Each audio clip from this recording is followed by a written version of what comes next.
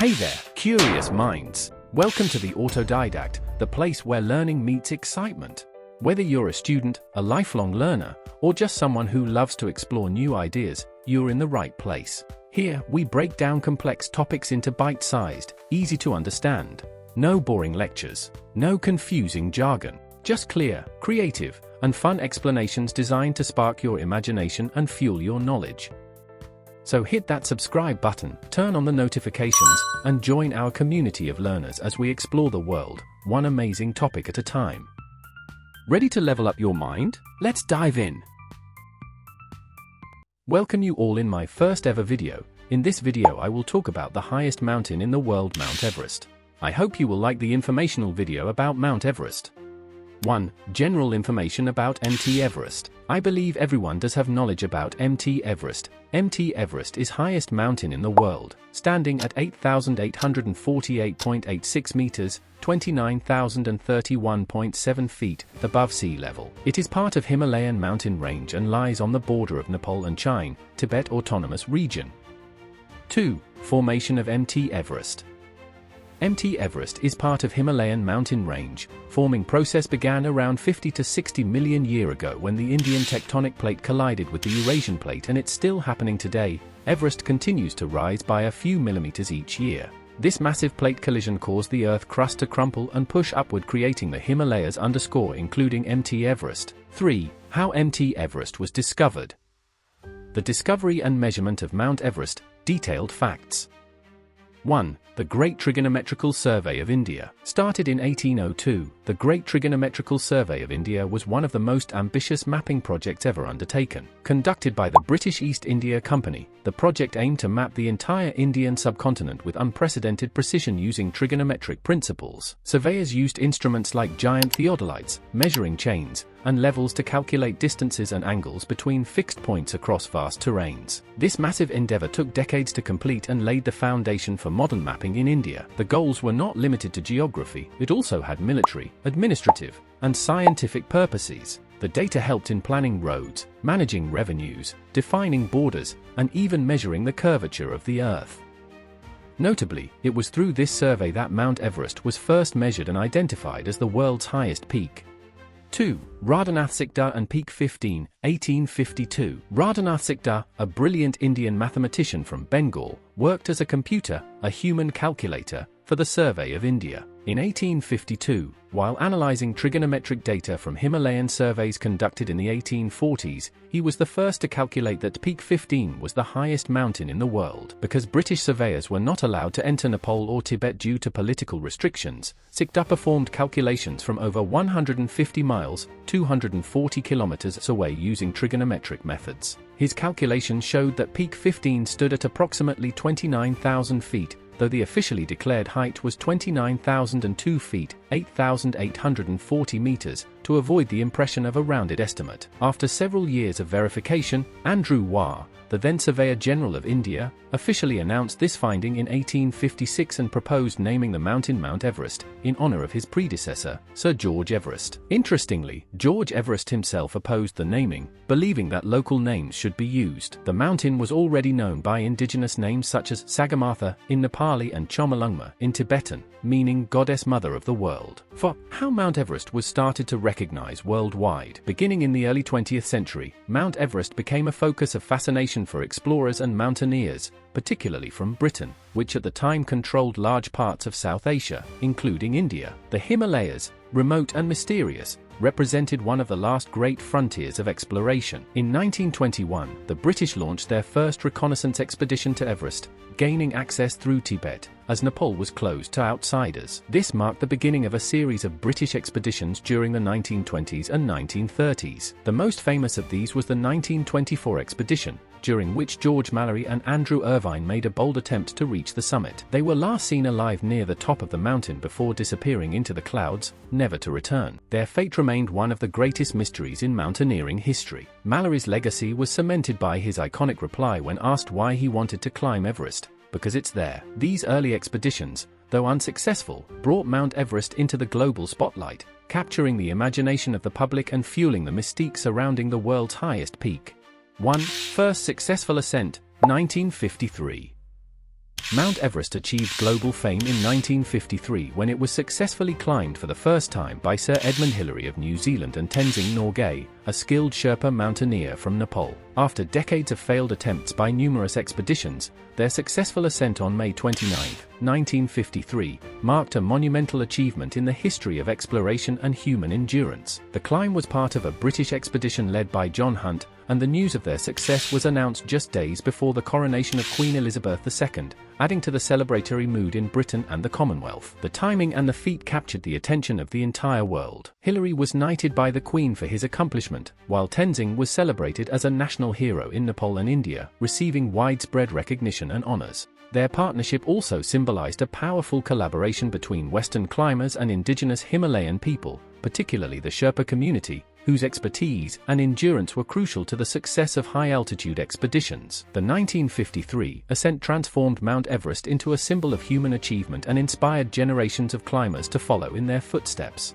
2. Media and documentary coverage, 1950s, 2000s. From the 1950s through the early 2000s, Mount Everest increasingly captured the public imagination through a growing body of media coverage. As more expeditions took place, some successful, others tragic, the mountain came to symbolize not only human endurance but also the risks and emotional intensity of extreme adventure. Early accounts of climbs were documented in books and photographs, many published by expedition members themselves, offering gripping first-hand narratives that fueled global fascination. Over the decades, documentaries brought Everest's harsh beauty and danger to life, showcasing the dramatic efforts of climbers and Sherpas navigating treacherous conditions. The mountain's profile rose even further with the advent of television and film, culminating in high-budget dramatizations such as the movie Everest, 2015, which portrayed the deadly 1996 disaster involving multiple climbers. These portrayals highlighted not only the thrill of the summit but also the ethical dilemmas, overcrowding,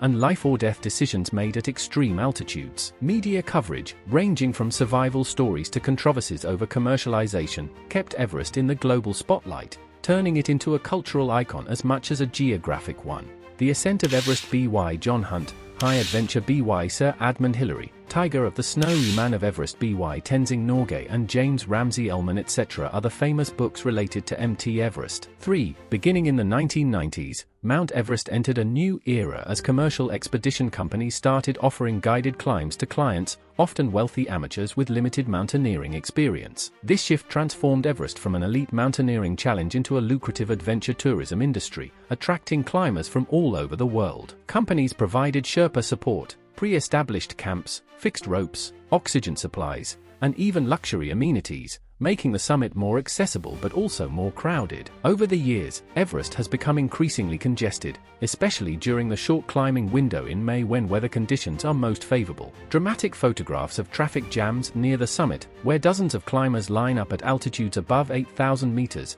the death zone, have gone viral and sparked debates over safety, ethics, and environmental damage. The mountain has also witnessed deadly seasons, such as the 1996 disaster, popularized by Into Thin Air, and the 2014 and 2015 tragedies involving avalanches and earthquakes, which killed Sherpas and climbers alike. In recent years, the Nepalese government has faced criticism for issuing too many permits with minimal regulation, while efforts to clean up trash and recover bodies have intensified. Despite the risks, Everest remains a bucket list achievement for many, often seen as a test of personal ambition or status. As of today, hundreds of climbers attempt the summit each year, supported by a growing infrastructure of base camps, helicopter rescues, satellite communications, and international media coverage. The mountain continues to symbolize both the awe of nature and the complex impact of human ambition and commercialization. 5. What is the process of climbing the MT Everest in today's date? I will talk you through thoroughly in this segment. 1. Planning and choosing the route.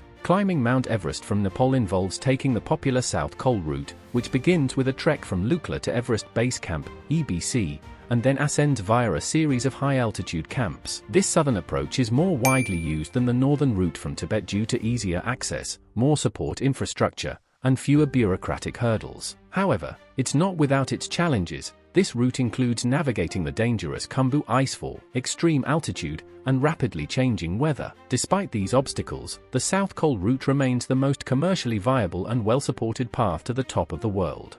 2. Permits and legal requirements. To legally climb Everest from Nepal, you must secure several mandatory permits issued by the Nepal Department of Tourism. The most important is the Everest Climbing Permit, which costs $11,000 per person during the spring season, the most popular climbing window. In addition, climbers must obtain a Sagarmatha National Park Entry Permit, a TIMS, Trekkers Information Management System, card, and pay a liaison officer fee along with a $4,000 refundable garbage deposit to ensure proper waste disposal. These permits are typically arranged through licensed expedition companies, though some experienced climbers attempt independent arrangements, something the government increasingly discourages. 3. Joining a licensed expedition company. Given the logistical complexity and life-threatening risks of climbing Everest, the vast majority of climbers sign up with a licensed commercial expedition operator. These companies offer guided packages ranging from $35,000 to over $100,000, depending on the level of support and luxury provided. Basic packages might cover logistics,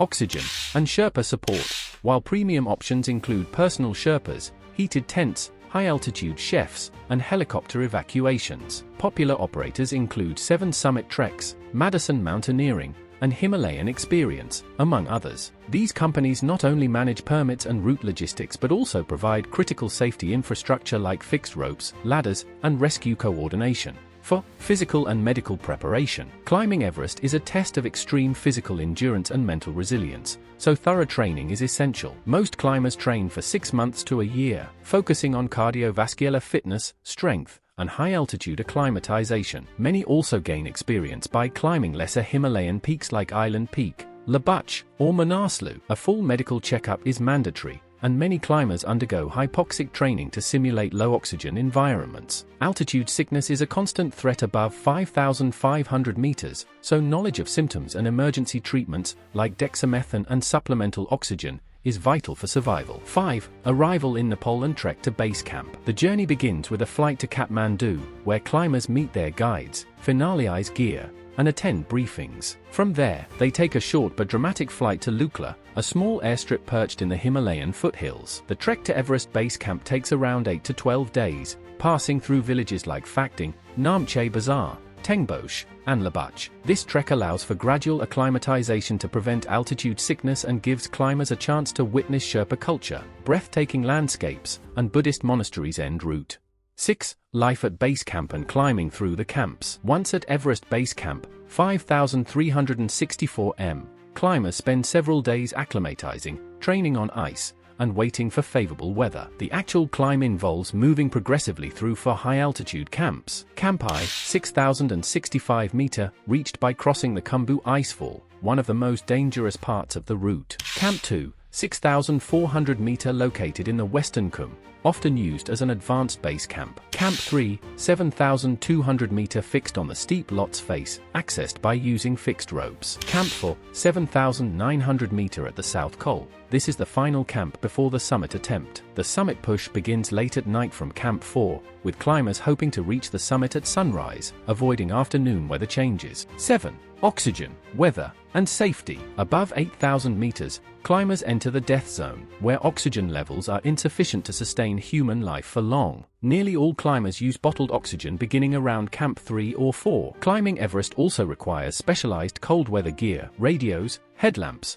and GPS trackers. Most successful ascents occur during a brief weather window in May, when winds die down and skies are clear. Summit attempts are cancelled if conditions are not ideal, as storms, avalanches, or sudden temperature drops can be fatal. Rescue options are limited and often rely on helicopter evacuations, especially at lower altitudes. 8.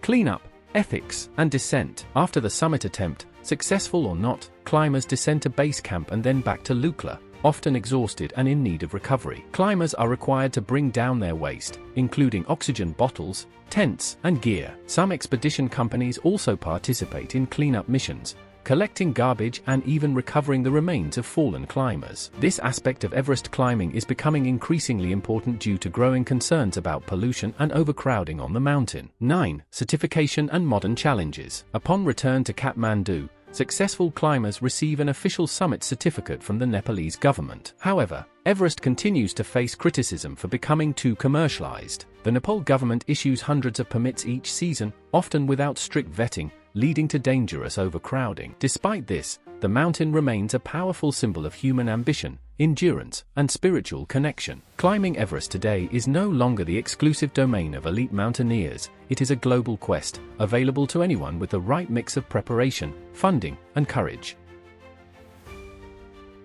And that's a wrap for today's video. Thanks so much for watching. I appreciate every single one of you. If you enjoyed the content, don't forget to like, comment, and subscribe so you don't miss what's coming next.